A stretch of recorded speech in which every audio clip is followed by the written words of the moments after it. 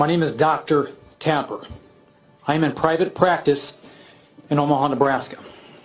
I don't wear a mask. I see over 200 patients a week. I come in close proximity with every patient that I come across. Why haven't I contracted this so-called disease?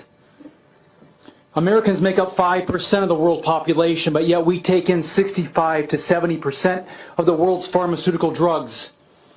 We are one of 2 countries that allows pharmaceutical advertisements on the television. But yet 80% of Americans are suffering with a chronic disease associated with poor lifestyle choices. 700,000 people will die of heart disease this year alone. Doctor, please bring yourself in order. 600,000 people will die of cancer. 300,000 people will die of obesity this year. When is enough enough? If this is truly about health, then mandate healthy living, exercise, good food choices, chiropractic, outlaw tobacco and cigarettes, processed sugars.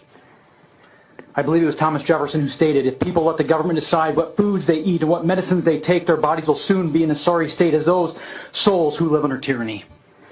You see, God made your body self-healing, self-regulating. If you give the body what it needs, it can be healthy.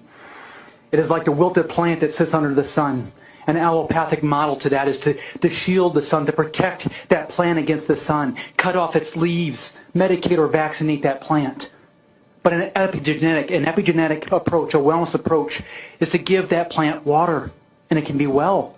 You see, your body is no different. We must eat well, move well, think well, and we can be well. In other words, your level of health is the genetic expression of your lifestyle choices. And I know full well that your body's ability to heal itself, to overcome disease and circumstances like corona, is far greater than anyone has ever permitted you to believe.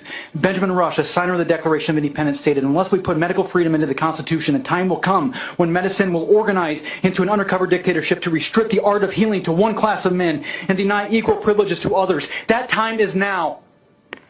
These masks have absolutely nothing to do with health, but everything to do with the complying with a false flag, tyrannical agenda. If we sacrifice our precious freedoms for temporary security, we will lose both.